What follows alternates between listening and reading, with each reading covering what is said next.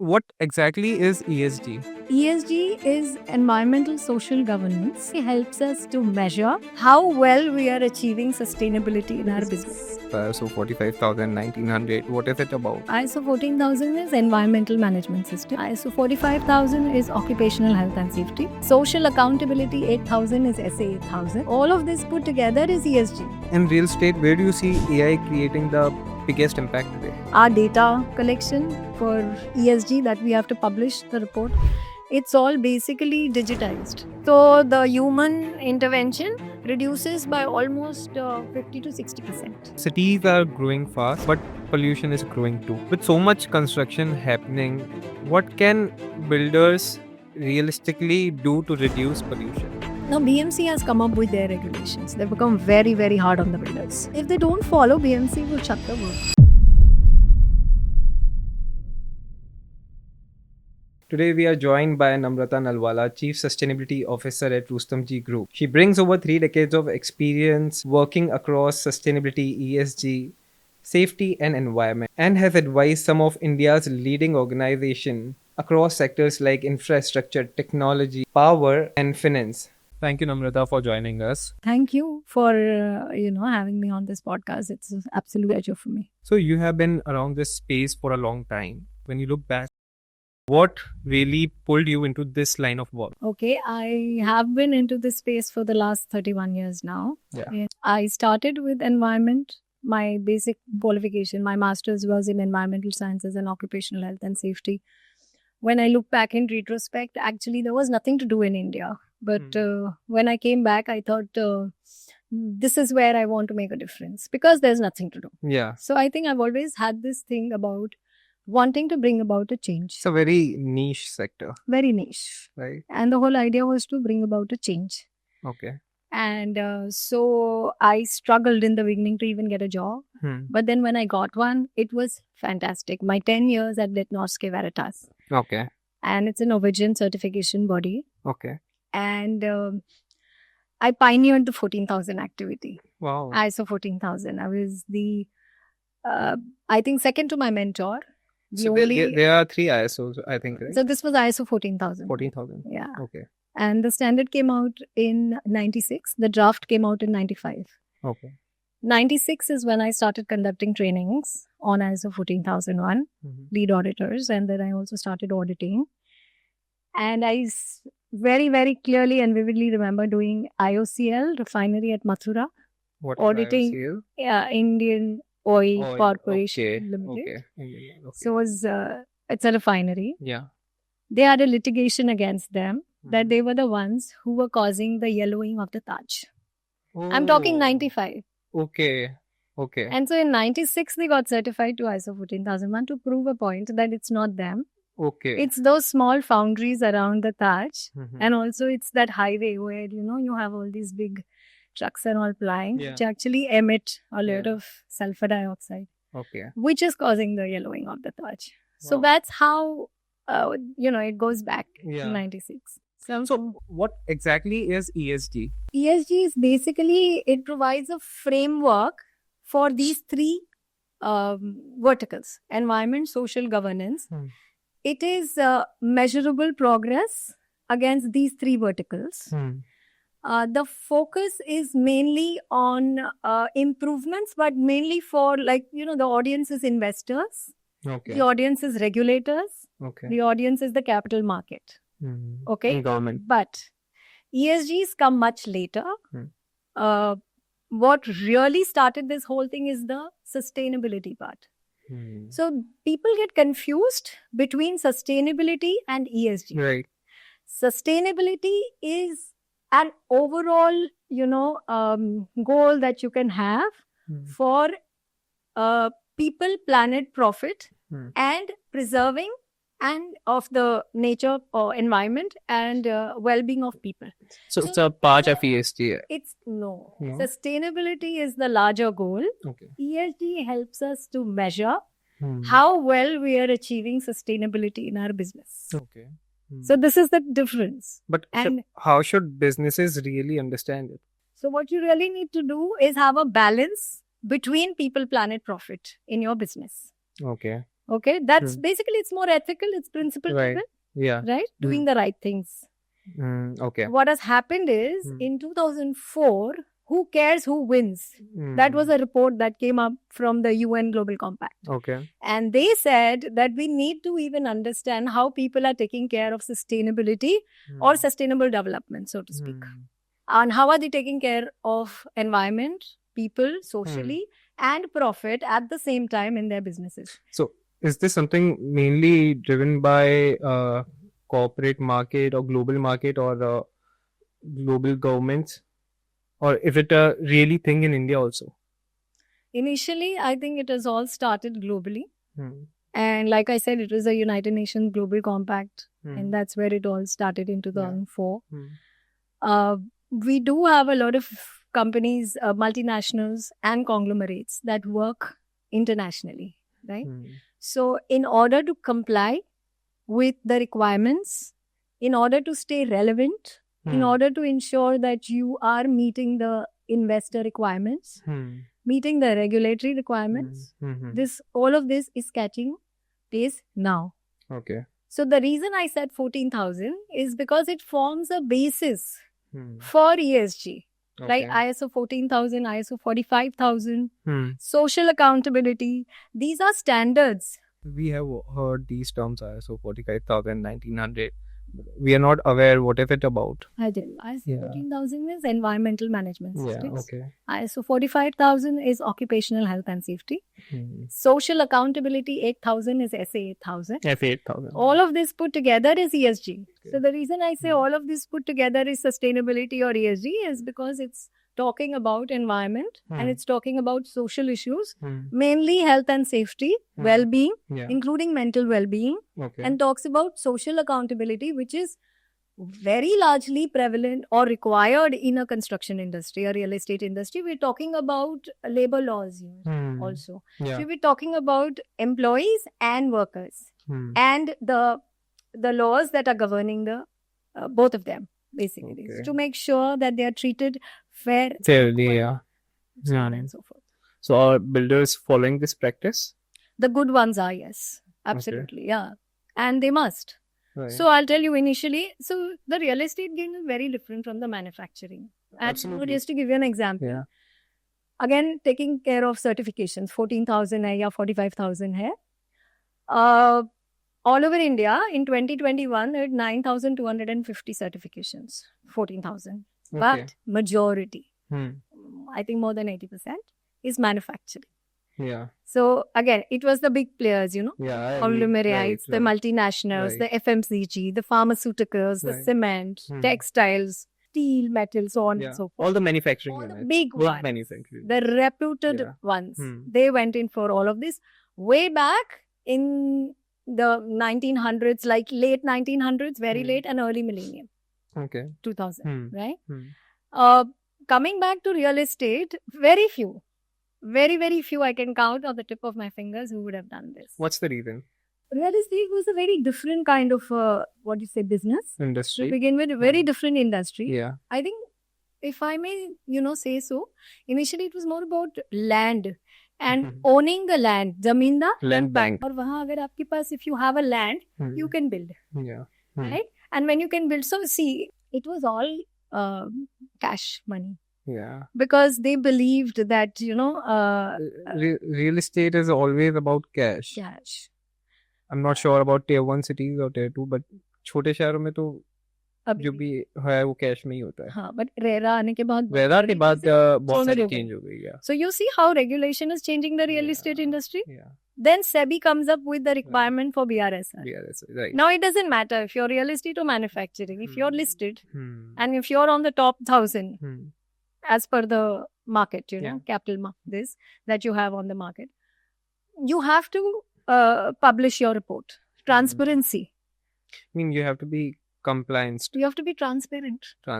So you not only have to share your profits and your whatever, financial disclosures, but you also have to do your extra financial disclosures, which is E, S, and G. If I'm a builder and if I am compliant, if I'm following all the sustainable practices, and if someone is ignoring all of these things, what will be the difference? like I used to say early on, Yeah. that you will have a tala on your shop if you don't Acha. follow, right? That is my straight answer to Hmm. anybody. And it has happened. Okay. Because if it's a compliance requirement, you do it no matter what, right? It's a regulatory pressure. Hmm. Then it's the capital market. It's the investor who is all looking at it, who are all looking at it and saying, okay, this you need to have. Pardon me for saying this, but not everyone, and definitely not everyone is doing sustainable practices in everything that they do, including the great players, even in the real estate. Hmm. Yeah. But then there are very many who've started doing a lot of things. For example, look at us. We've come like, look at our carbon net zero project at Kasara. Tell us something about it. Right. Now, carbon net zero is where we are looking at building materials, water efficiency, energy efficiency, and waste. All of it together in one single project, which is now, we're right now only focusing on our clubhouses. Okay. Because see, it's a plotted development. So we're selling plots. But the common amenities are under our control. We are building those. Right? So we said, okay, why not? Let's understand, because the natural landscape of Kasara allows us to do a lot of good things for the environment. And therefore we chose Kasara and said it was a big, big step. Let me tell you this, because carbon net zero is not a small feat. Yeah. And people do energy net zero, they do water net zero, but nobody does carbon net zero because there's a lot of building materials. Honestly, I'll tell you, we've chosen something really, really big for ourselves, and we're just, hoping that we give it 200%. What building materials do you use? So we look at cement, steel, RMC. We're all looking at specifications where there is an X percentage which is recycled material in these. In cements also? Yes, fly ash to hota hai. Fly ash, Yeah. right. So then concrete mein aggregates chahiye humko. Okay. Yeah, so we don't want to use pure sand. We want to use crushed. Okay. So you see, a recycled content has to be high in these kind of different things that we're talking. We have heard about recycled yarn. We have heard about a lot of recycled plastic, but we have not heard about recycled cement and fly ash. Well, Fly ash I have heard. recycled Yeah. cement means it's the whole cement is not recycled. Yeah. There is certain percentage of of it. Okay. recycled material or a fly ash or a Okay. waste material Waste. which goes into making the entire cement. Okay. Right. Okay. So then there are a lot of companies now, the suppliers who are actually making green cement, green steel. You would have heard of that. So, what does that mean is basically their product is verified and validated by agencies like IGBC, LEED.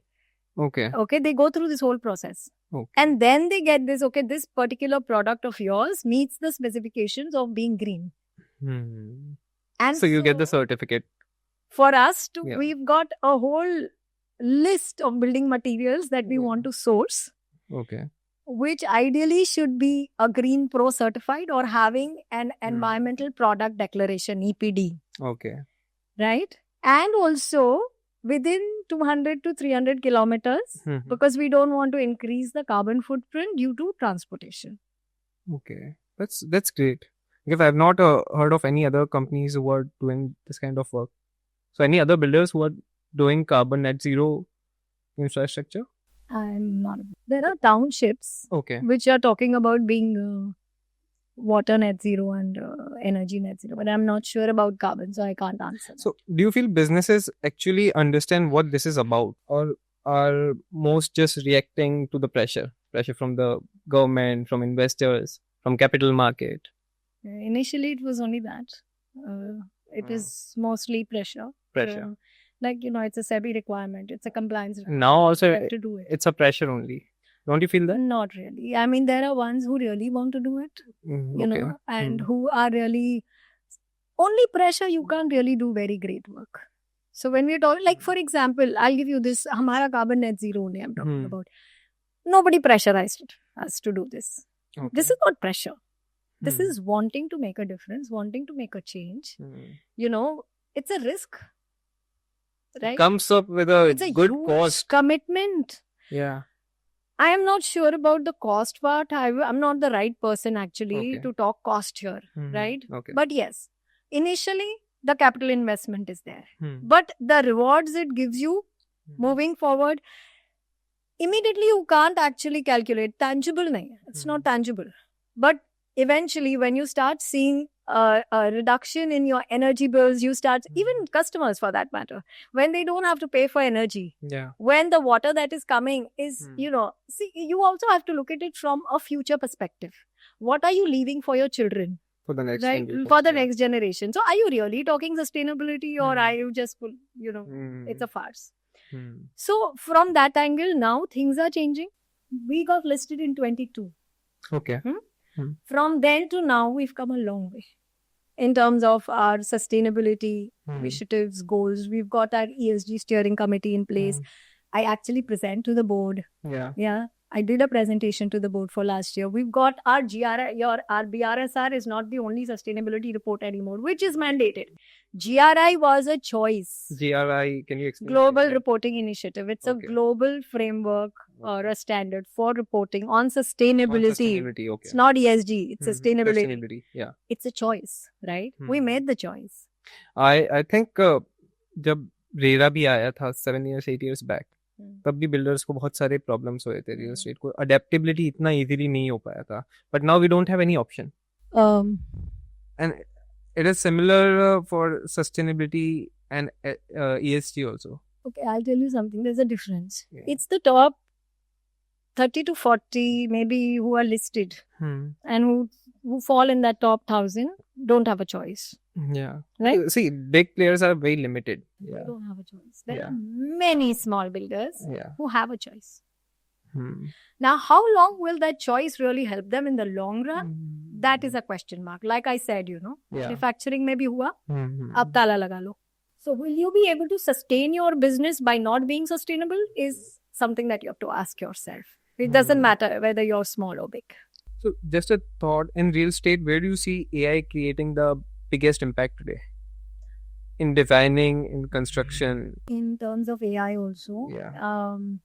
Our data collection for ESG that we have to publish, it's all basically digitized.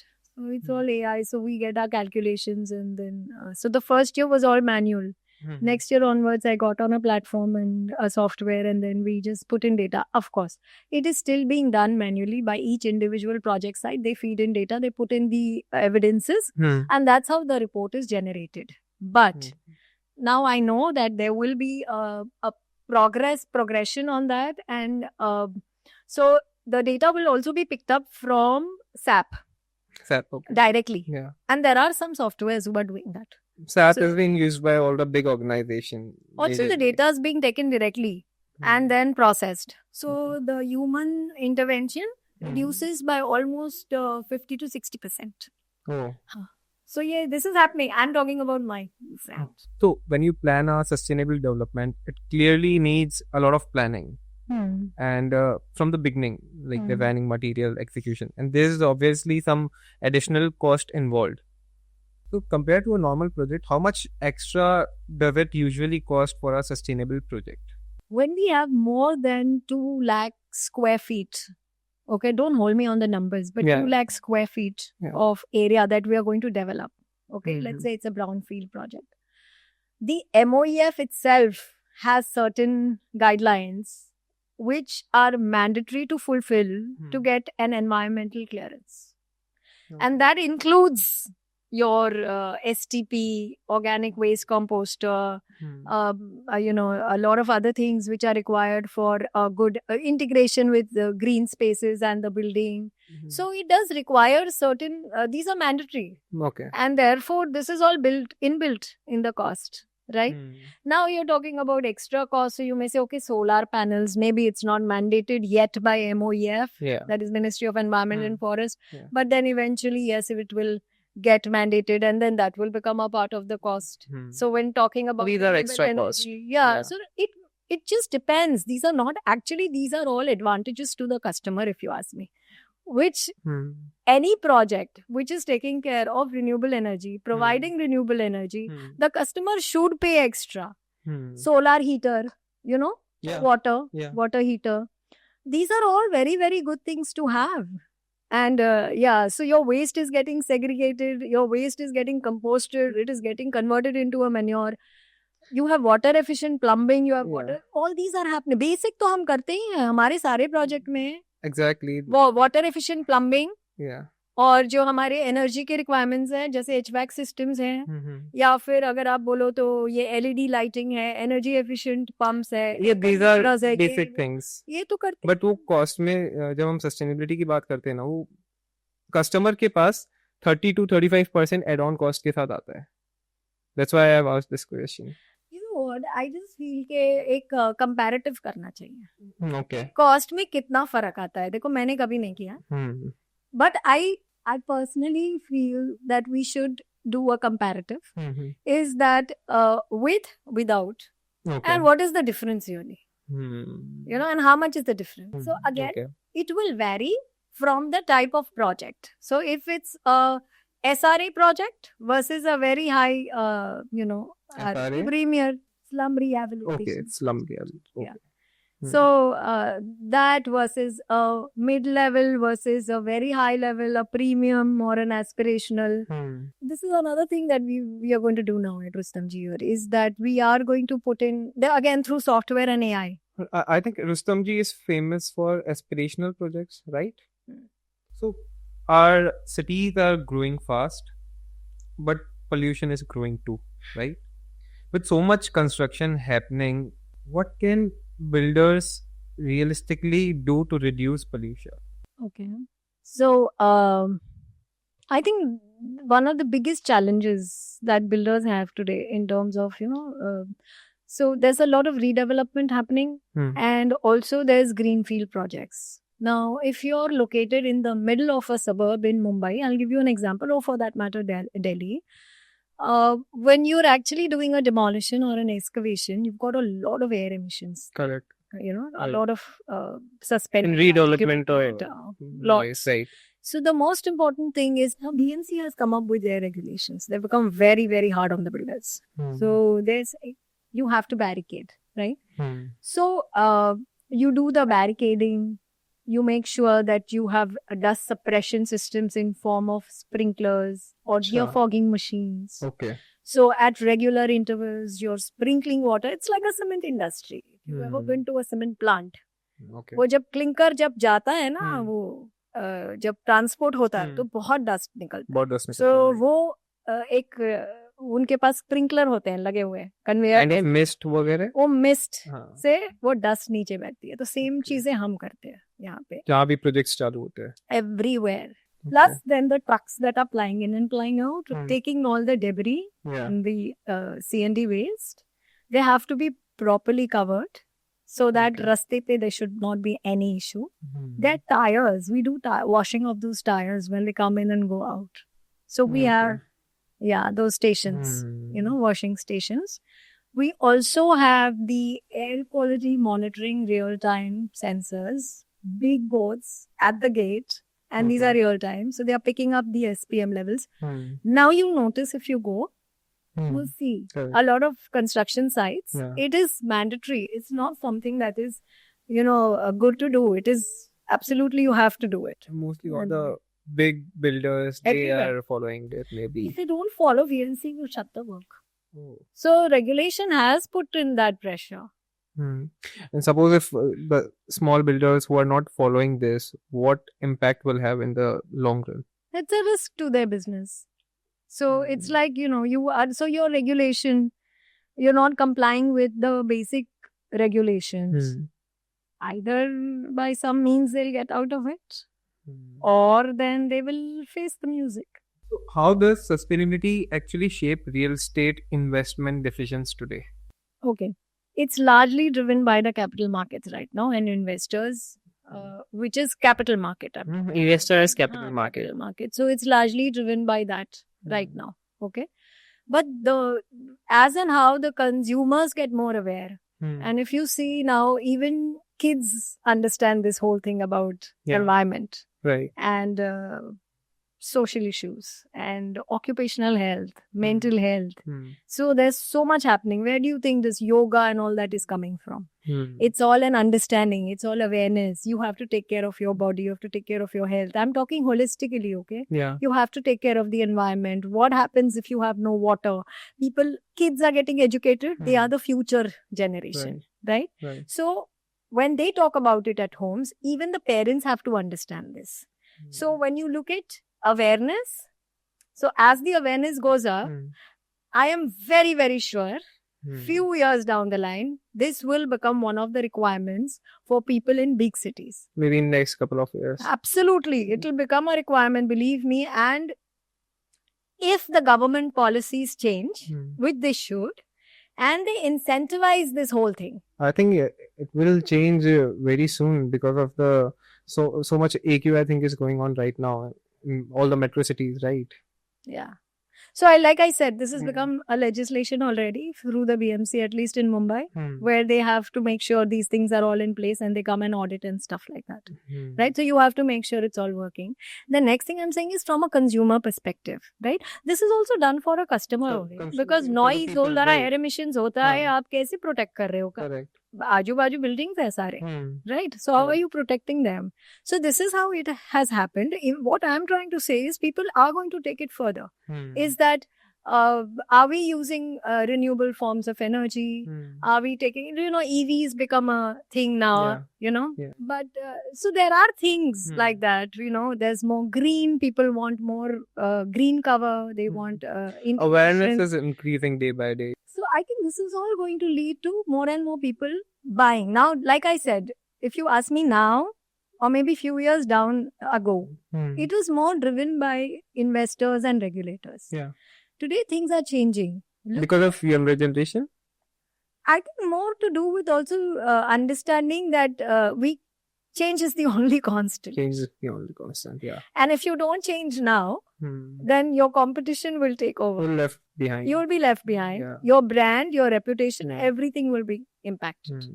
So I think, I'm being realistic about it. Yeah. I'm not saying every, the top management or the promoter thinks, this is something that I must do or it's the best thing to do. But they are also aware that it is something is the right thing to do. Right thing to do, right. So from that point of view, I think I see a lot of difference in Rustom ji itself. So what kind of marketing actually works when you are selling a high value product like an apartment? Very cost effective. It's cost driven. Right now, the Indian market is still very cost driven. It's area. It's all the amenities that you get. Okay. Right? So there's a lot of all that. Okay, if someone is running a small company and is listening to this and thinking, this sounds great, but I don't know where to start, what would you tell them? Start with what you feel is the most important. What is most important criteria for you? Are you very water intensive? So what is material? Yeah. When they say material means not material, but what is important? So you can start with if you're using too much water or you're wasting too much water. So identify your waste streams. That can be water, that can be energy. So collect data, which is how do you do it? Monitor and measure. So you have simple metering done to understand what is the input, what is the output and where is the wastage. So you can do that for water, you can do for all your waste streams. And then see where is the consumption very high, why is the consumption very high. So these become very, very material. So what's one simple thing almost any business could change without spending a lot of money? Cut down on your wastages. Can you explain a little bit? Yeah, so if you are using, start at your design stage only. When you're designing your product itself, see how much raw material is optimization. Like how much do you really need? And then are we just using that much or we are going way beyond that? This is not going to give you, this doesn't need money. This needs awareness. And mindset. Understanding. And mindset also, right? And the willingness to save. Yeah. So it's very easy to say, ये सारी चीजें बहुत महंगी है, इससे मेरा खर्चा बढ़ जाएगा. अरे आप अपना वेस्ट कम कर दो ना, खर्चा बहुत कम हो जाएगा. ठीक है, I'll give you a small example. आप ऑफिसेस में जाते हो या फिर कोई मैन्युफैक्चरिंग यूनिट में गए और वहां मशीन्स आइडल रन कर रही है. कितना energy Right? Yeah. Simple awareness बंद कर दो. लंच पे हम्म. जा रहे हो ना, हम्म. 1 घंटा सब बंद करके जाओ. ये बहुत पुरानी These are बातें हैं. small बहुत things, पुरानी yeah. बातें हैं ये. आप टैप्स खुला रखो मत, आप सेंसर्स लगा दो अपने आप. अभी तो जैसे रूम्स में भी आप जाते हो सेंसर्स है. I love those places where I enter and it lights up and when I go out it's shut. Wow. So you forget to switch on or switch off. Correct. It's all there. AI is doing it for you. So when you look at India's growth story, how important is this conversation going to be over the next decade?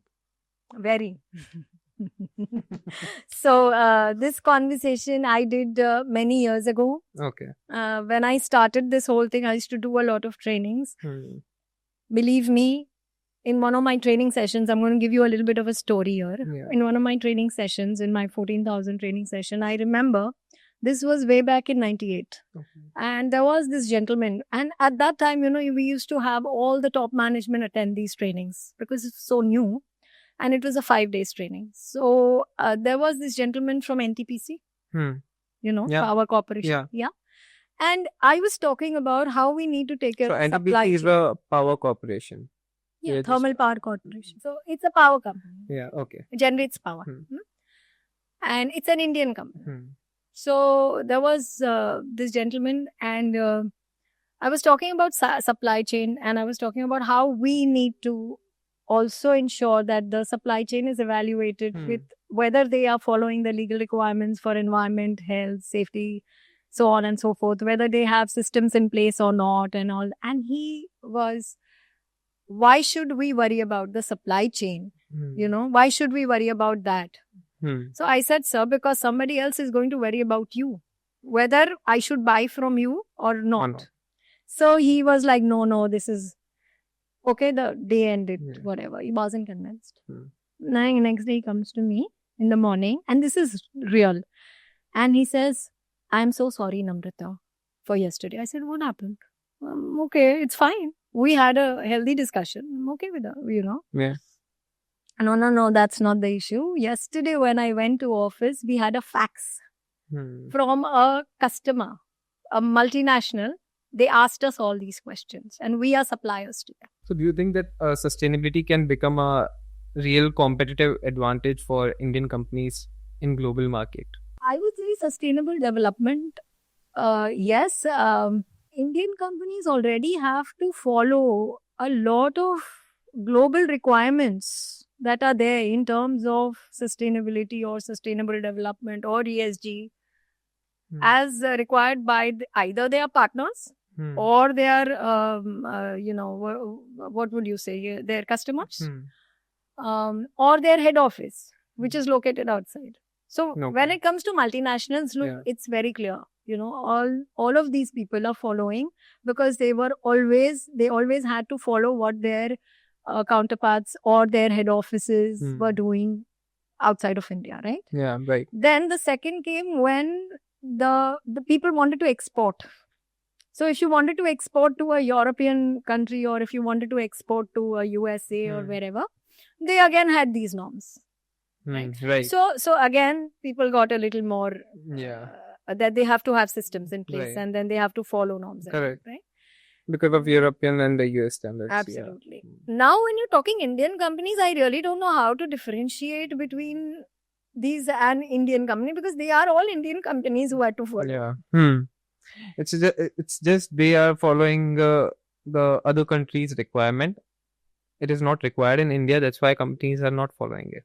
Right? No, like global certifications are global. Yeah. It's not to anything. No, who have exporting? If we talk about manufacturers, then it's a different thing, right? I'll give you another example. Now, for example, see, I am, you know, my carbon net zero that I'm looking. Now, see what materials I want. I just told you. Yeah. I have a list of materials. Now, I am not going to buy from a supplier who's not giving that, right? Right. Now, I'm an Indian company. Yeah. He's an Indian supplier. Right? Correct. Now, I tell him, bhai, roll up your sleeves and up your ante. Right. Otherwise, lose me. Correct. Now, Rustomji is big. Yeah, of course. We order big. Right. So, now who gains? The supplier, of course. Who is willing to give me that So Yeah. this is how it's a bait and race. Hmm. It is going to happen. Got it. So if you could go back and advise a founder at day zero, what mindset would you want them to have? Do it because you believe in it.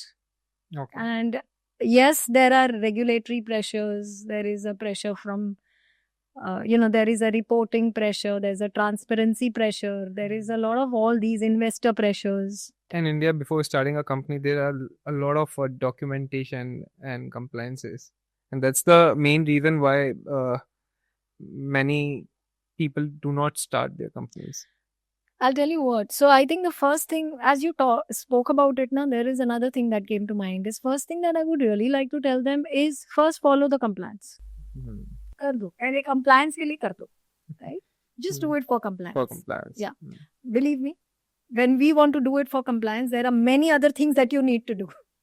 The compliance doesn't happen just like that. Correct. Right? Right. So then do it for compliance, but do it in the right manner. Like, don't do it only for compliance. Do it because, yes, you want to comply. And yes, you want to also do it authentically. Right? Yeah. And so you have all your evidences in place that whatever you are doing, whatever data you're generating, whatever you're collecting, and whatever improvement you're making is for everyone to see. It is transparent and you're not very, just talking about it. Okay. Correct. The second thing I'll say is go slow, go aram se. Okay. Yeah, don't try to, because, so no social proofing here. Yeah. ये बहुत social proofing में चले जाते हैं हम लोग कि वो कर रहे हैं ना तो हम भी करेंगे.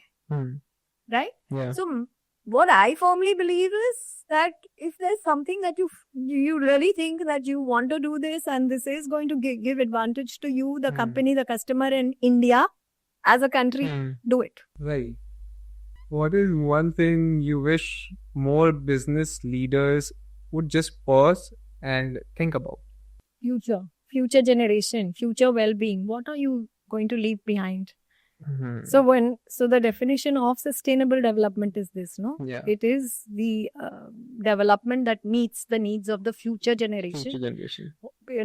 Or meets the needs of the present generation without compromising the ability of the future generation to meet their needs.